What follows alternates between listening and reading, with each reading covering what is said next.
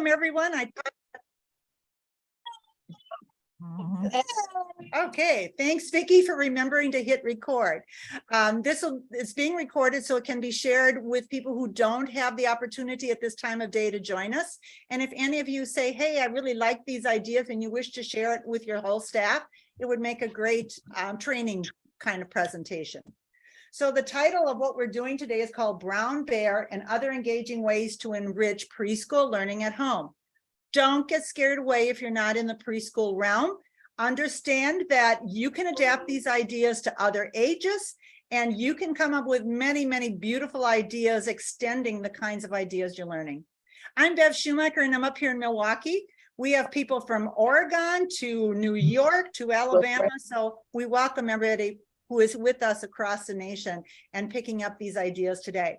With me and running the controls is Vicki Robinson. She's frantically still letting people into our session today, but she is the one who will be manning the chat. So if you have questions or needs, reach out to her. I know she's really busy at this time, but there is a one-page handout that she did post for today's session. And if you did not get that, you can let her know and she can send them off to you. But understand she's got all 4 hands that she possesses on herself working at the same time. So give her a little space to be able to share that. But Vicki is with Lone Star and she's down in Texas. And together we are learning props at this time, me with the hopes of retirement, her with the idea of moving forward the work I've done for a number of years. So what actually inspires someone to do a webinar with the title of Brown Bear in it? So let me tell you a little bit, first of all, that my experiences with children and families who I have observed in every fashion of serving them, that they learn best via hands-on opportunities. So that's what we're going to emphasize. Secondly, my professional belief is that unless we reach out to families and give them the support they need, we don't empower that child that's coming to us from that family to reach their full potential. So I talk about the phrase all the time, school plus home equals learning. If you join us for any of the other webinars that we've already done or those we do in the future, you'll probably hear me say those words again every time. School plus home equals the learning impact. And I also enjoy utilizing found and repurposed materials.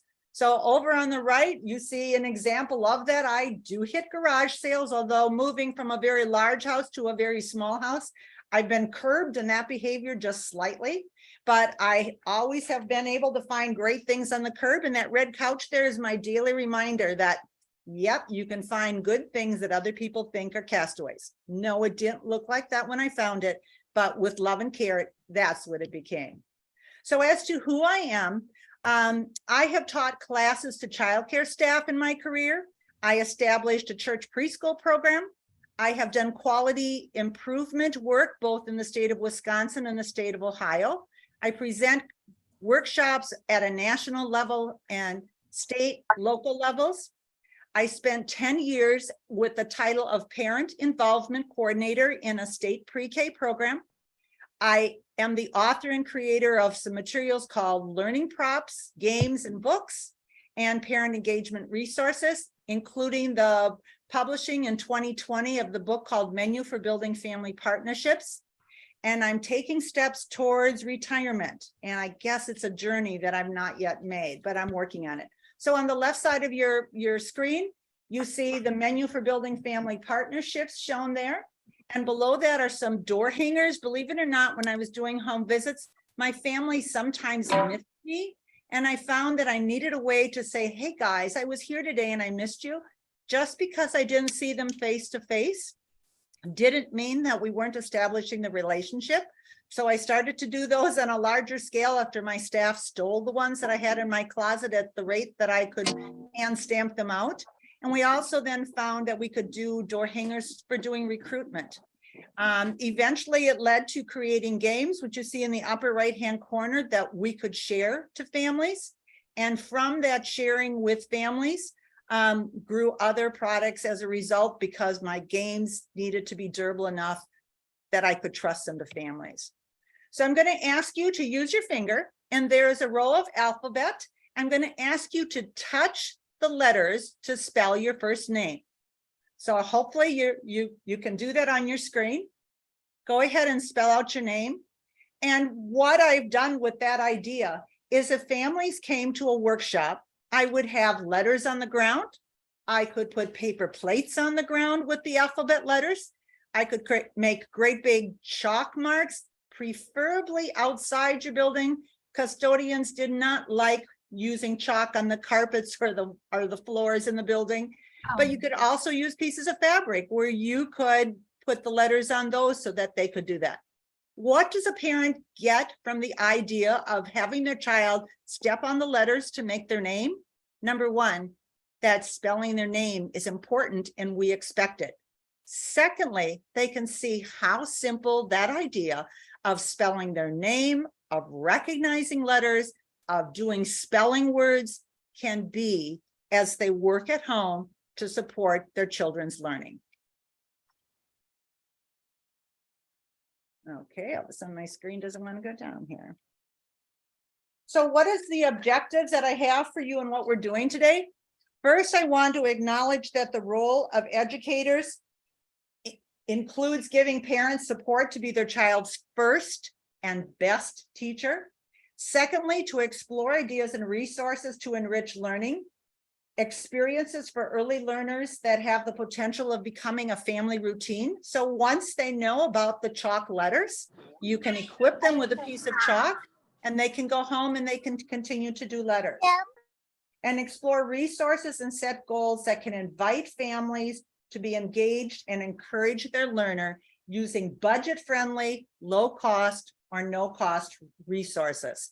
And I will be the first to say, you can't claim that the suggestions that we're sharing today from this session are out of your budget range. I guarantee you can do the ideas with what you have. So there should be on the handouts that you received. And again, if you did not receive the handout and you would like a copy of them at this time, they will be posted at the end of our session as well, along with some other handouts that we can share with you. But if you haven't received them, send a chat to Vicki and she will, as soon as she has the opportunity, send those over to you so you can follow along with what we're doing. It's a one-page handout, but on that one-page handout, there is a space at the top where it says 1, 2, 3, just like this slide does. And my hope for you today as I share information is that you will be able to pick up at least 3 ideas that you can implement in the work you are doing with children and their families. So where did I get that title brown bear from? The brown bear could be a honey jar that's in a bear shape that you filled with brown water or stuffed it with brown paper or fabric. It could be a teddy bear that a family has in their home or that you have in your classroom, or it could be the one on the far right. That is nothing more than a piece of cardboard. The inside of any corrugated box is usually totally blank. So if it has a product name on the back side, who cares? Our bear can still look lovely. And you can say, well, how did you draw that bear? Don't give me any artistic credit. I really am not that artistic to draw that. But I was able to go to a coloring book. I found a bear. I did a grid work on that piece of paper. I did a larger grid work on a piece of cardboard. And then all I had to do was draw frame by frame in order to make my bear. So what you see on the right is a bear that's just traced on a piece of corrugated. But on the bottom, notice how that one seems to have lots of extra stray marks and so forth. That became my stencil. So as families came to a program, we provided them the stencil, the piece of corrugated big enough for the bear, and a black marker. And they were able to go ahead and create their own bear. I've timed it. It's about 3 minutes worth of work, no more than 5. The one thing I did not provide when I did a parent workshop, though, was the tools to cut them out. Don't give knives and utility knives to families when they're in that kind of a setting. So let them take it home and do it. But now on the right, you see how that story there became Brown Bear. He could become many, many things. So what you're seeing on that picture is really the Goldilocks story. So there was a book that we provided that had the Goldilocks story. And from there, we had a piece of yarn that was able to be the part that was worn on the child's head, different sizes of bowls, different sizes of spoons, different sizes of chairs. And all together, the child was able to go ahead and to tell the story. So what other songs, stories, and finger plays do you already share with your families that could become the theme of this bear? So here's a list of some that I just listed, and I know that you have maybe many other stories or books in your collection that you can share this with. When you do these activities, share to the families the words that go with it. So if you're doing teddy bear, turn around, give them different challenges that they can do. And not only those that come with the rhyme, but think of your own challenges if you would like to. Think about if they were going on a bear hunt. Think about brown bear, what do you see? You could go on an exploration of the classroom, of your playground. You could go on an exploration in their homes.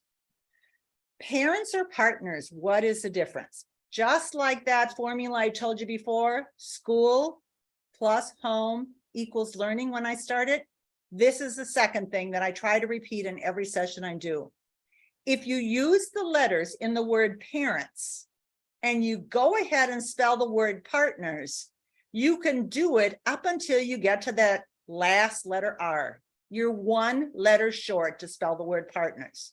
So what's the difference between a parent, someone being just being parents, and being your partners? It's you are the difference. If you are willing to give them a brown bear in their hand so they can tell all of those wonderful stories with their children and act them out, then you are the difference. How do you invite them? How do you welcome them to be a partner in supporting their child's learning? So families are contributing to their child's learning. I have seen it over and over in the families I did home visits with, the families that came into my program. So how do you see families being engaged? And if you don't see them being engaged, you need to look a little bit harder. One of the things I encourage programs to do is to begin by giving lots of affirmation to families called caring statements. Caring statements are affirmations. They are comments shared to help encourage the family. We tell the people in our lives who are most important to us messages like, I love you, I'm here for you, I can help. My children have grown into adults with families of their own, and I still issue those statements to my children. Just as we affirm our own families, we need to deliver caring statements to the families we are serving. So think of caring statements that you can provide to the families that you are serving. Think of caring statements you can provide to parents. Here's some ideas. I believe in you. You know your child better than anyone else. You have a lot of strengths to offer. We often say you are the child's first teacher, and some people say the best teacher. The fact that they are the first teacher is a fact, undisputable. But the second part about being the best, they can be their best if we also are working to give them the resources to be empowered. You're the expert, we can work together, I'm here for you. How can we help? Oh, that magic word, how. I did some home visits with a school psychologist, and I'd walk out of there and I'd go, how did you get all that information from that family? How did you get all that insight? And she simply said, you said it. Start with the word how, and it makes a big difference. So affirm to the families that you serve that you are going to build a relationship with them. And here's some more of those affirmation statements. I can see how much you love. I notice how you get down on blank's level to talk with them. Families each day send us their very best child.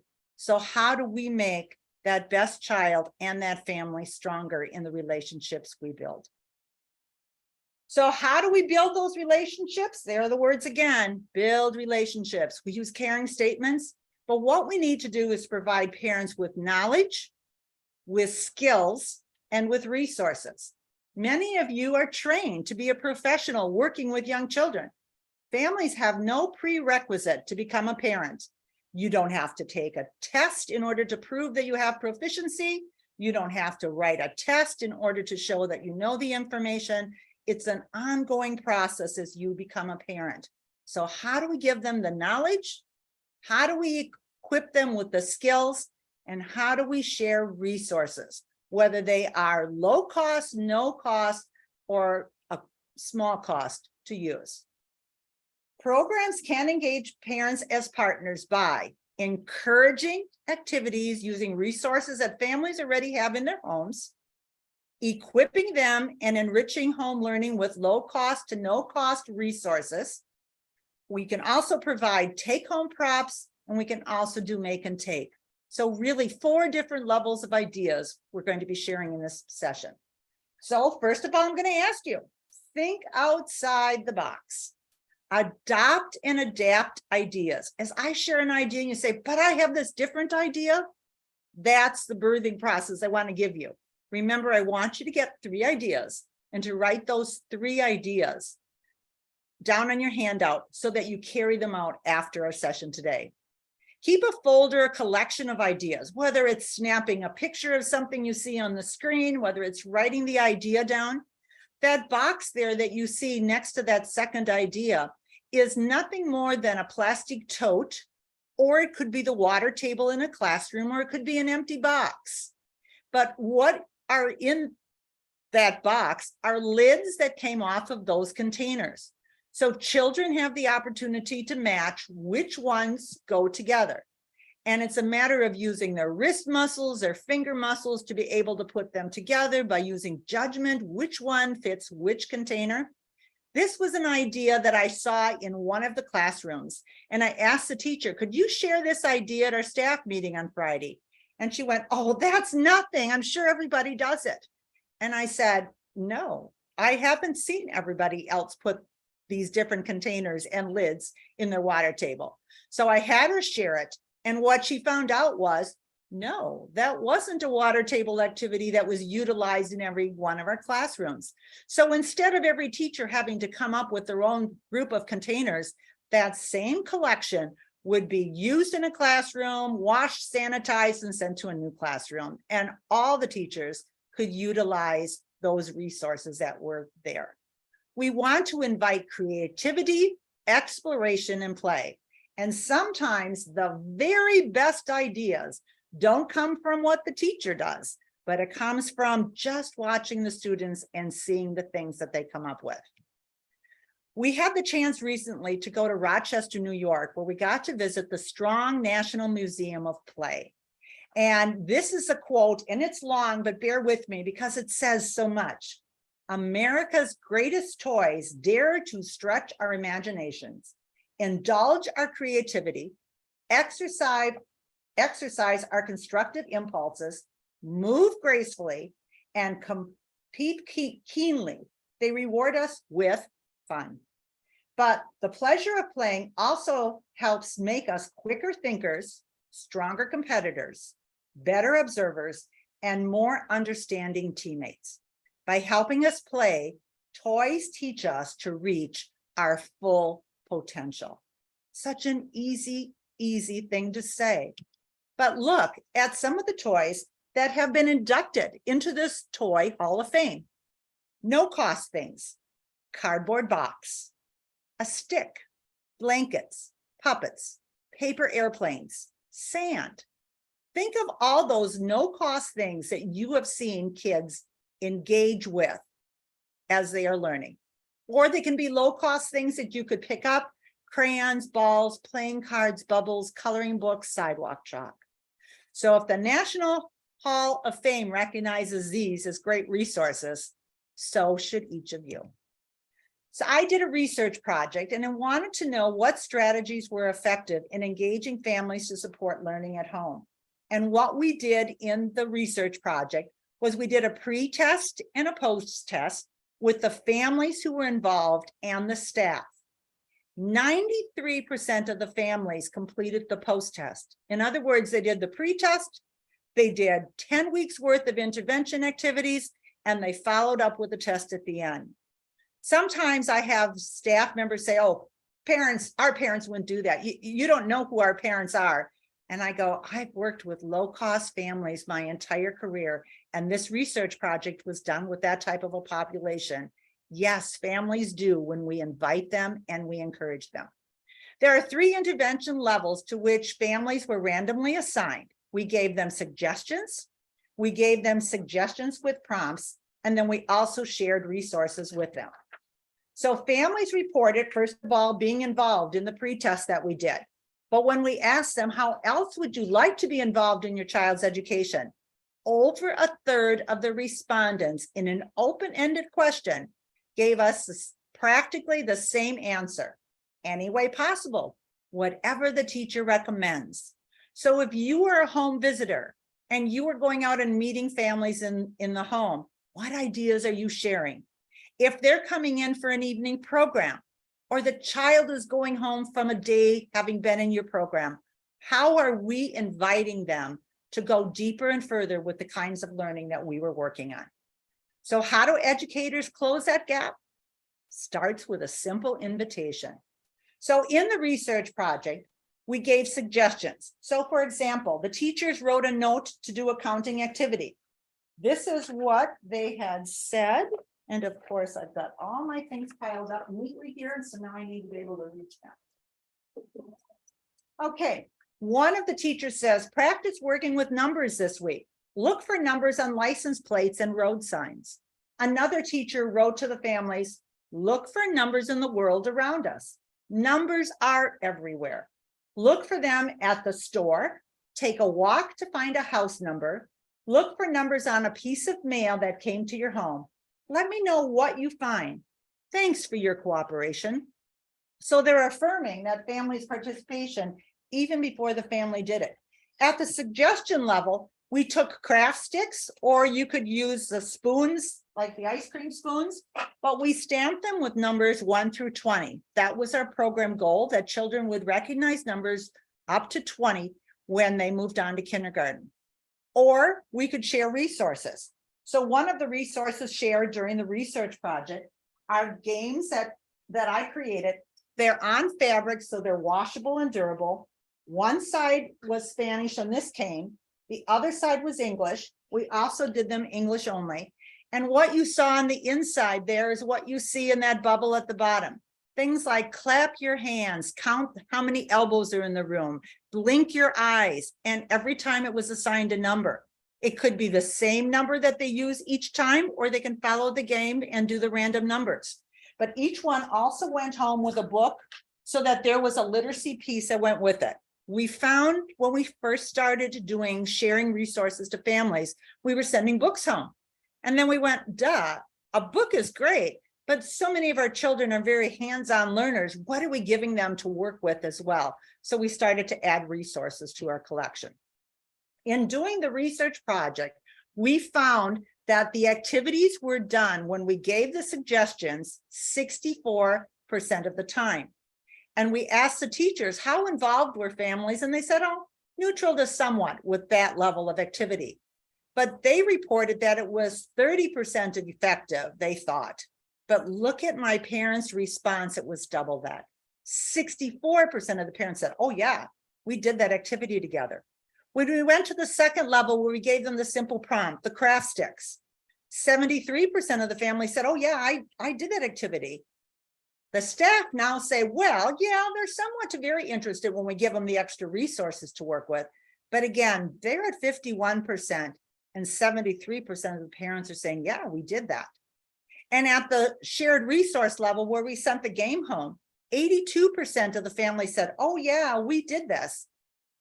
Teachers reported that families were very interested, but they still only estimated 70% of their parents to having been engaged.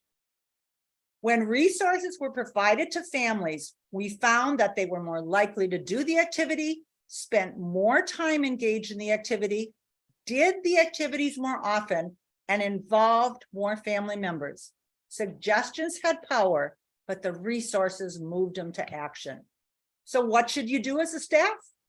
You should do all three. So on the right, you see a picture of monkeys jumping on the bed. We assume every family knows that little rhyme. Not all families did know that rhyme.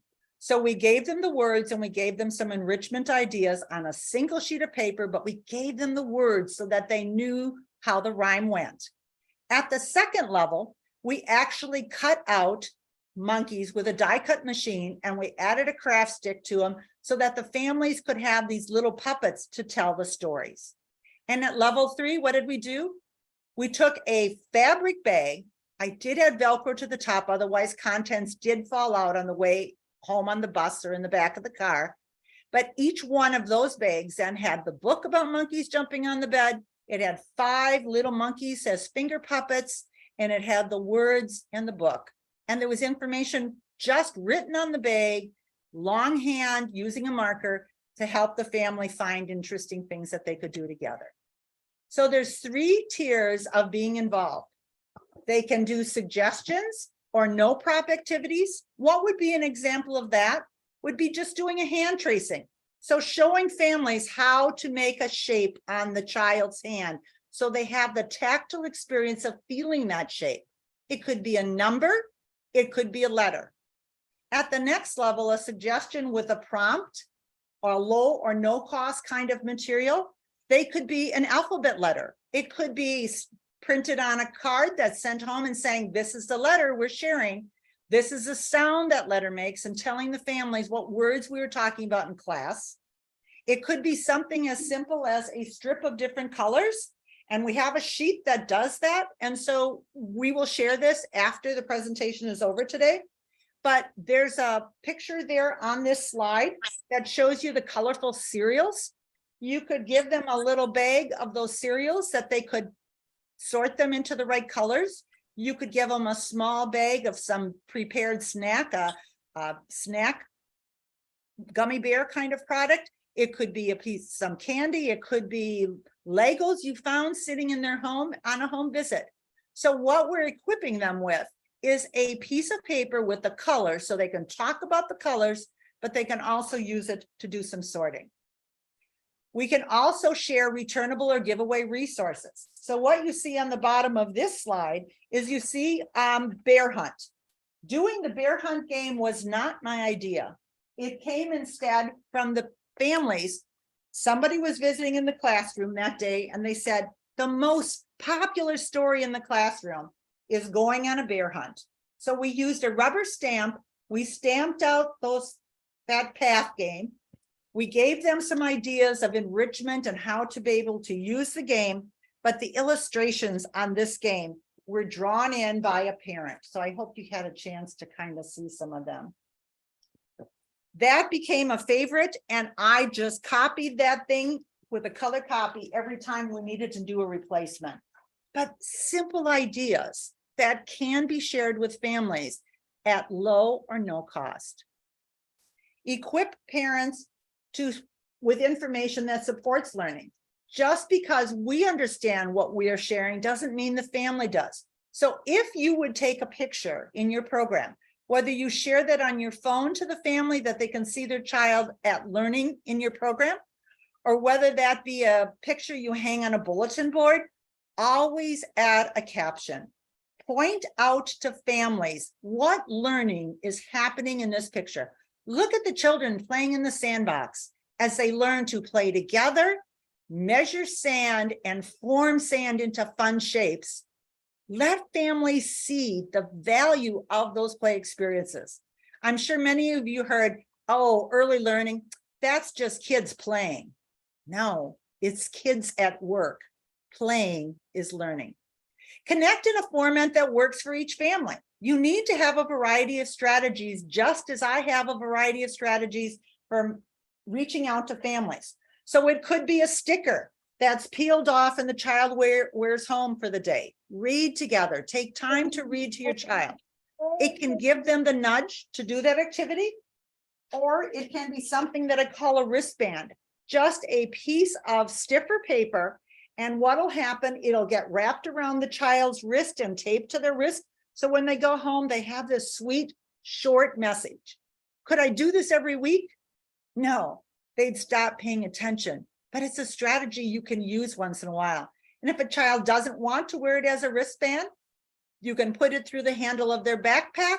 You can put it through the handle of their lunchbox if they come with a lunchbox. You can find another way to send that home if that's not that child's preferred method. When we are supporting families and equipping them to support learning, always focus on their child. Which colors does your child know? Let's make it a goal to focus on these 3 colors. Like medicine, we give parents information as needed over time in small doses. If the doctor sends you home with a prescription to take an antibiotic and it's supposed to last for 10 days, you don't take the whole thing on day 1.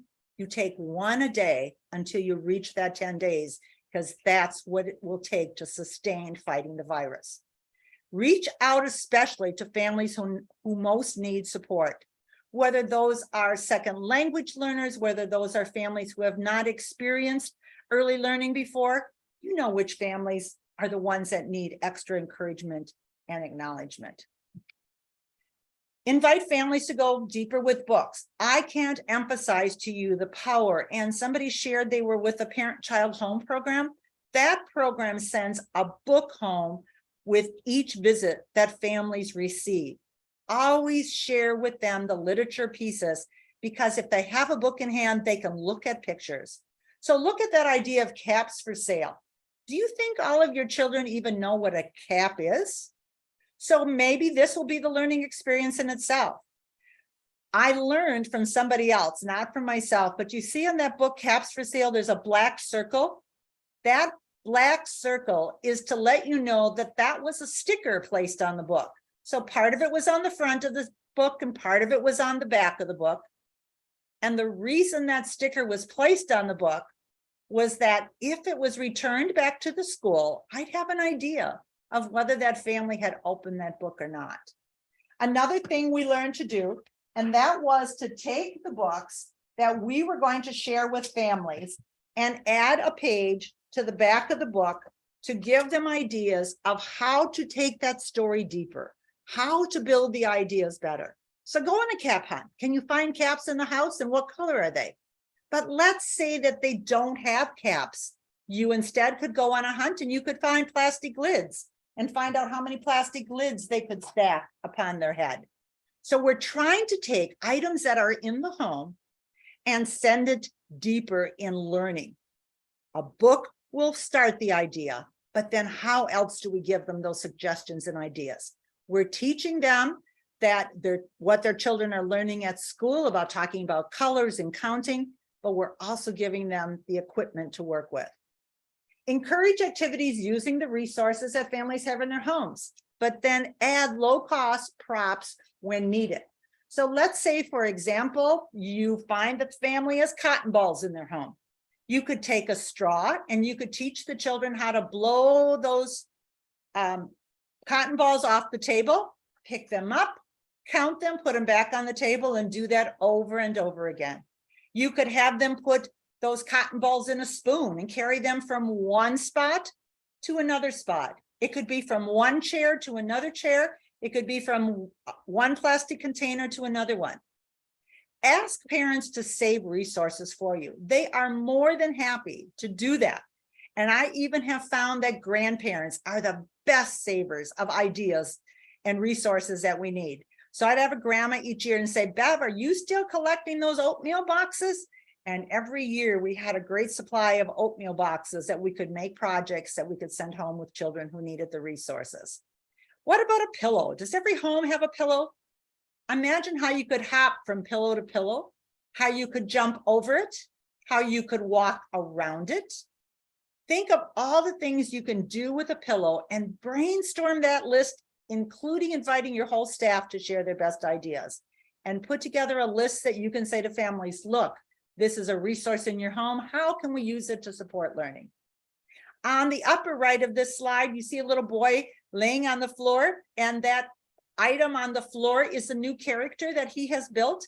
He had a lesson with his home visitor that day about clothing words, and he had gone to his drawers and pulled out those pieces and created this little guy on the floor So when it was too quiet in the living room and mom came looking, she found he was just waiting for her to come so he could tell her what he had put together.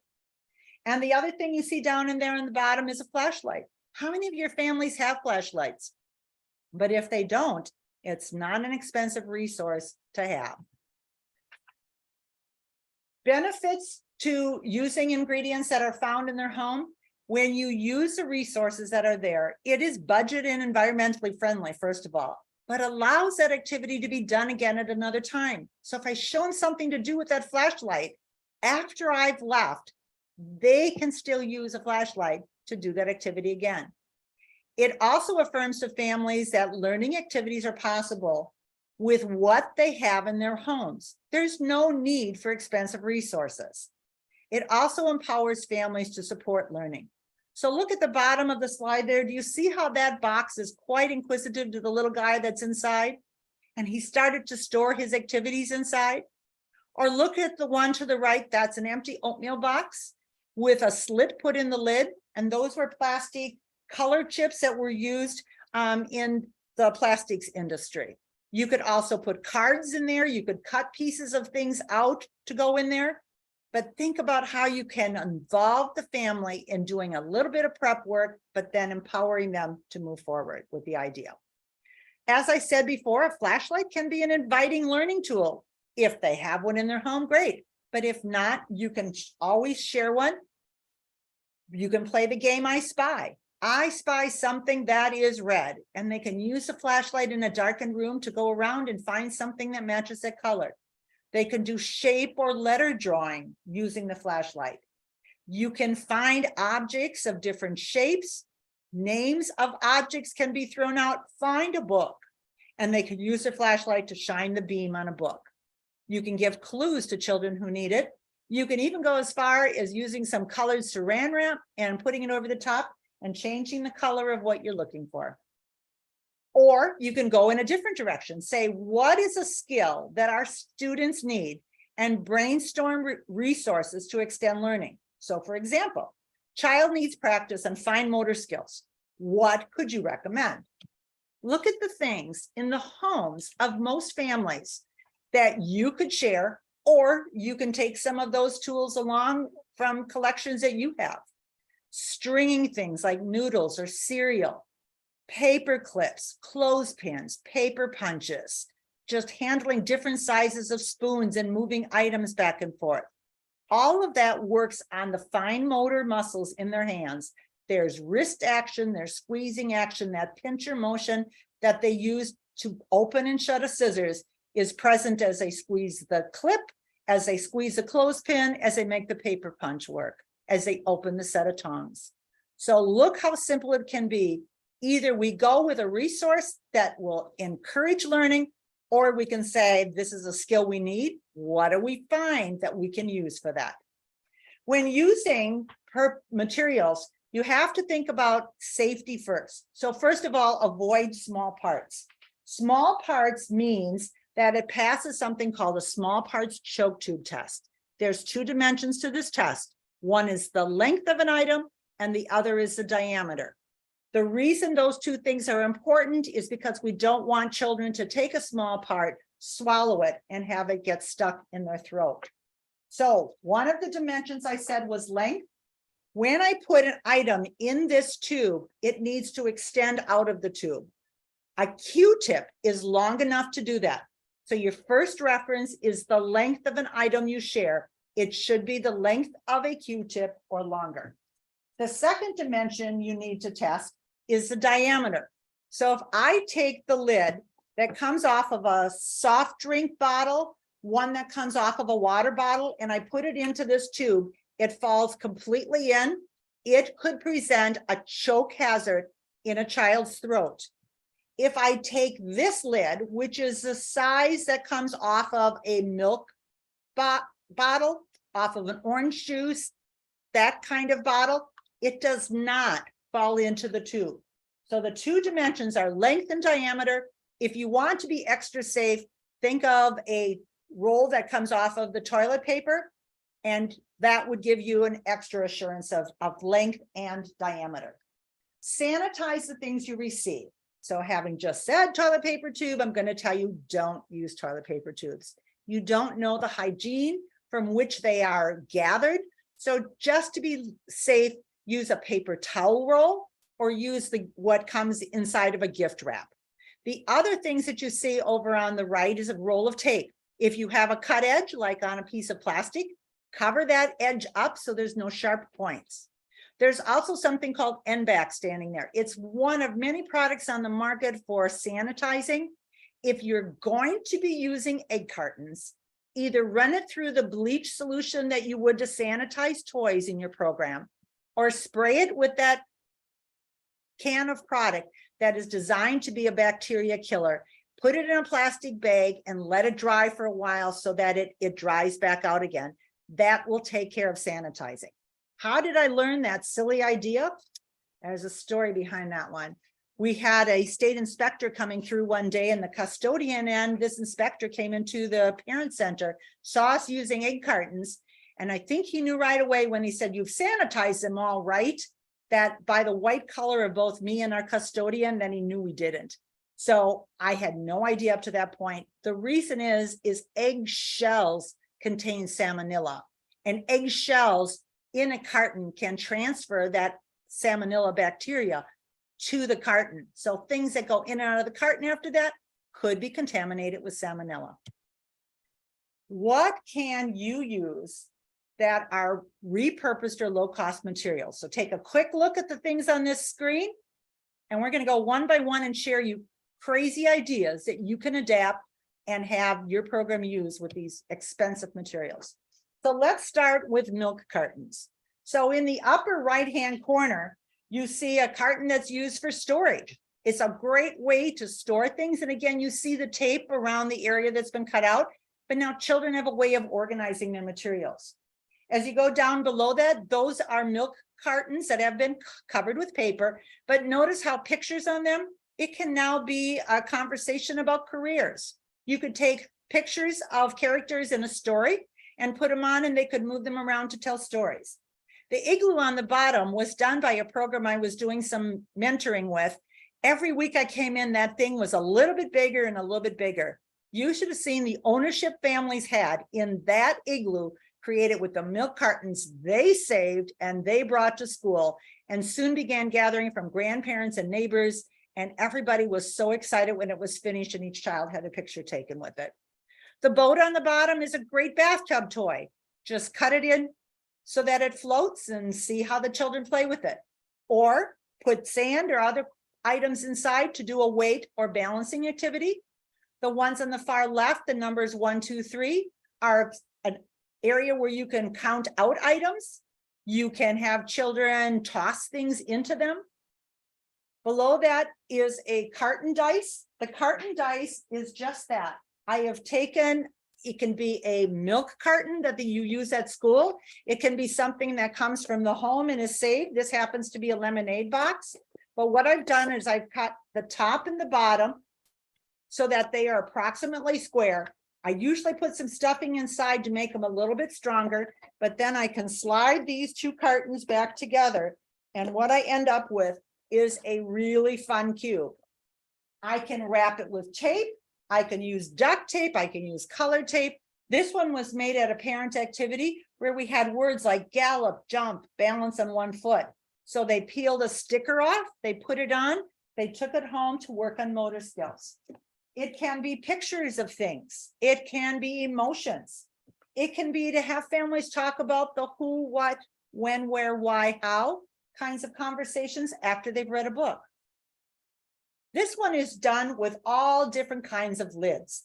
These are milk lids. These are lids that come off of raisin containers. So the upper right, the red ones, they were just lids off of raisin containers. Ask your cafeteria. They very often will save items like this.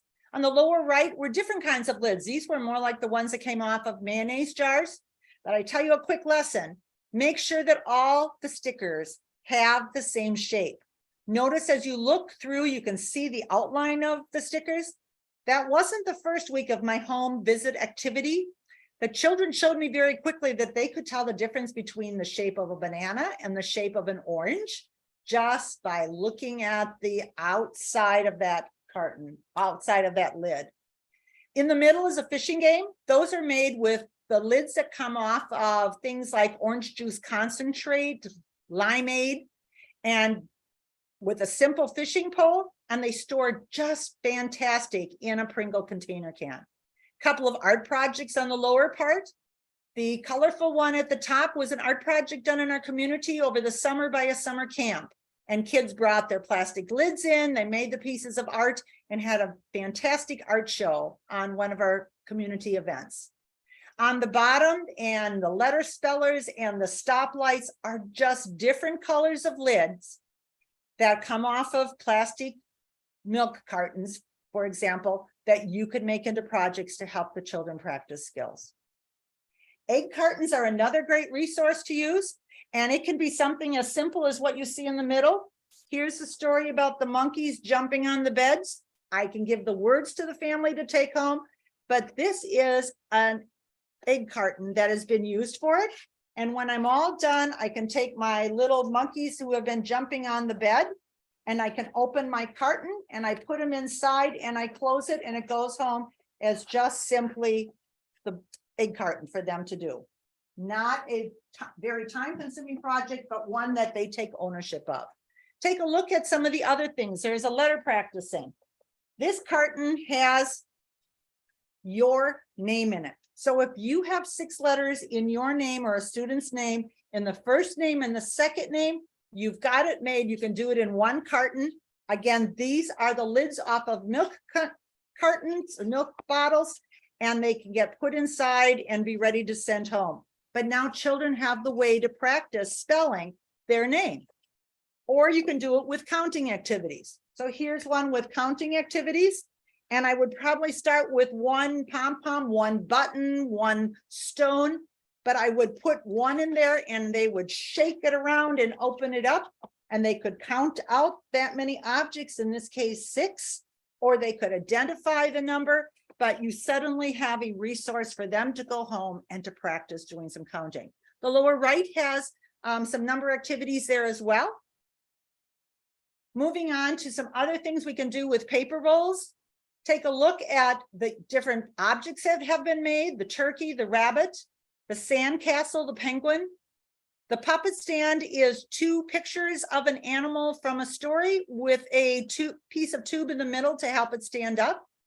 There's a class wreath project on the bottom. Each one of those sections of that wreath was done by a student, and they were then put on a wire hanger built into a circle in order to make it a whole class project. But just simple ideas that you could very easily utilize. The lower right is just taking that section of roll, fringing it and folding it back so you can make stampings of them with paints. Here's different things you can do with envelopes. So the one in the middle with the colorful pictures there is a picture that is a result of just cutting little flaps into the pictures. Do you have an idea of what might be inside of this envelope today? It could be a book, it could be a picture. Here's another one to give you a clue. If you can't see that, don't worry. I understand it's really small, but inside is a picture so that we could talk about the newest member in the family. So this is a picture of Ember, the newest family member in the extended family. I don't have to take them out every 30 minutes. That's somebody else's job this year. You can make a book. So this one is called an envelope book. This one's named My Family. And you would make a flap and put inside a picture. Each one of these envelopes is no longer an envelope, it's a pocket. So you can see examples there of other types of books that we have used with that. Or you could put the envelope, seal it, and you could have a sorting activity where they would sort letters into orders. Here's a number of different things done with paper plates. By getting 11 different colors of paper plates together, we could do a book that talks about colors. These are pictures that my grandson found of toys in his home that were different colors, so he could do this with his baby sister and show her all the pretty colors. Or you could sort things into the 11 different colors. Take a look at some of the other samples that you see on that page. This is a puppet And there's on the back, a half a plate here. So now it can be a puppet that I can tell a story with by putting my hand inside. So you see the bunny in the middle, it can be made this way instead. Or rainy season is bound to hit us very soon. Look at the umbrella you can make, the stop and go signs you could make, a speller that you can do to spell a student's name hanging on a rope. And again, there's your pinch or clothespins for fine motor skills. Or you can create your own spinner on a paper plate. I find it works better on the back side, which is a plain color and not wax, so it's easy to write on. Take a look at the different ideas of things you can do with a bag, whether this be a colored bag, whether this be a shopping bag. Take a look at this bag that has a question on it. On the screen, you see the letter after C is. The answer is under the flap. So the lower picture, a baby cat is A, and then when the flap is lifted, there is a picture of the kitten. What did one dog detective say? Said, I think someone is tailing us. So different questions can be put on the different bags. On the lower left, you see Ziploc bags, and pictures can be put inside those Ziploc bags, but now they can be wiped off in case they need to be sanitized. Or I can send a bag home. I can put resources in the bag that can be shared to the families. Or I can send a bag and say, bring something back to add to our collection, whether that's a nature walk or a study of color or a study of show and tell. It allows them to bring things back. Here's some other ideas. The lower right again is what I call a me bag, a collection bag, to invite them to bring things in. The upper picture is a part of a brown bag that's been cut off shorter so it just fits over a child's head, but it's a dog. And notice the plastic cup is used as the nose. Down on the lower left, you see a sorting activity where they could sort out letters A to Z if you put some bags out, or something that I call a tucked book. The tucked book is actually the paper mounted underneath the flap, so it holds it shut. But when I open it, I can fill out my book, whether this is to go with the story about the lady with the alligator purse, or going on a trip to grandma's house. I can pick many different themes. I can change the shape of the handle. So what you see there looks more like a suitcase handle or perhaps a briefcase sample. Provide take-home props. These are products that are on the market to some extent. One of them on the lower left, the one that's got the blue and yellow bag, was from Follett. The one called Finger Sets is from the Childcraft School Specialty Company. The upper left is a picture of the games that we are working on in learning props. Typically, I have done them on fabric before, and now under the direction of Vicki, they're being turned into cardstock games that are less expensive to be able to produce, but they are much more colorful than we did before. I started doing games by what you see at the bottom, where it says game mats, make and take family activities. We would set shapes out. We would have the family use 6 different shapes. We'd put a wooden cube out and they stamped those shapes onto those 6 cubes. And they made their own game that evening as a make and take kind of experience. There's a suitcase on the lower right. All of the clothing items that are on the dress up game are in that suitcase. So if a child has not had that experience before, we can equip them with the idea of this is what a skate looks like. Look, this is what a bow tie looks like. Or you could make your own. So what would you put in a birthday bag? If you had a bag that said happy birthday on it and it went from student to student on their birthday day, think of what you could put in there. Why would we share resources with families? Well, first of all, by having the resources that are ready to give to families, we put the power into their hands to be able to use it.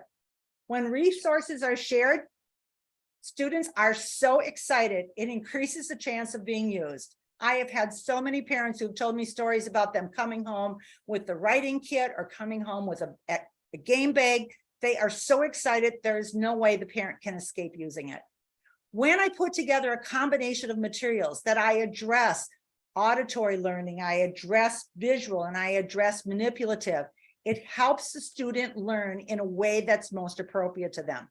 We tend to introduce activities in the way we learn best. So we may think by talking and pointing out things is the way children learn. Many children learn only because they hold the item.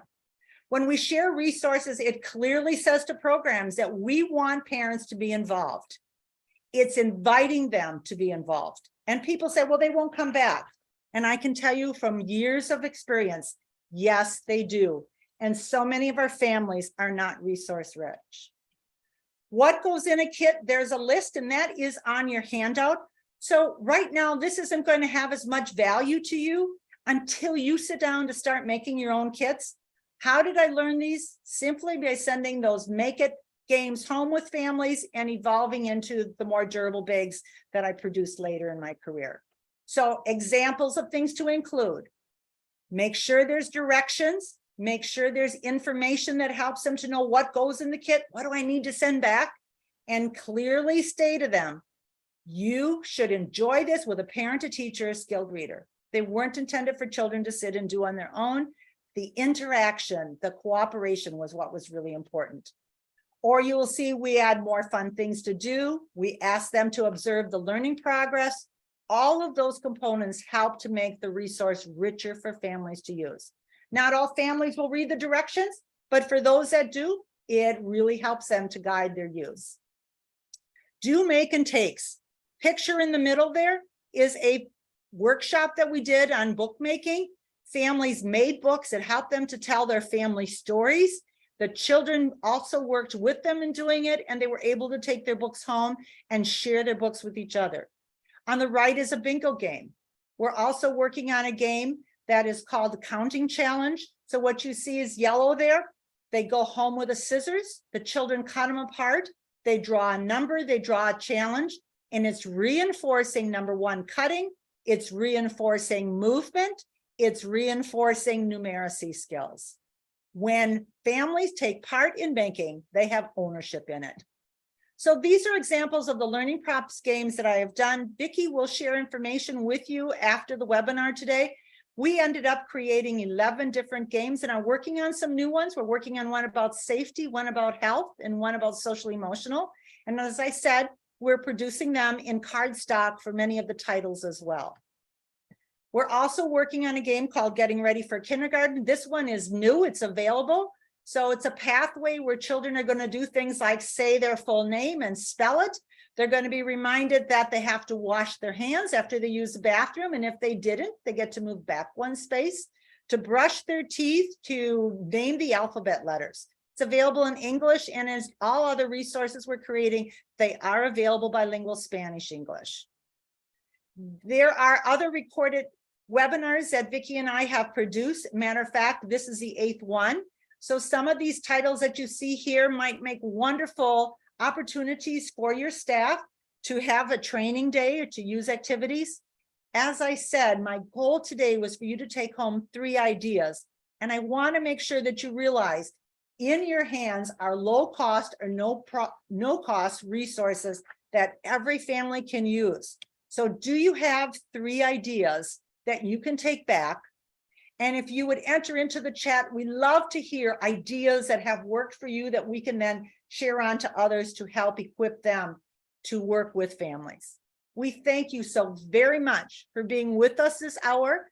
I hope we have given you encouragement to reach out to families to give them knowledge, skills, and resources by which they can extend learning at home. Vicki, anything you need to add to us? Thank you so much, everyone, for attending. You'll be receiving a follow-up email with all of the links and also a link to the video. So anything you need, please do not hesitate to reach out. Thank you. Thanks, everyone. Have a great day.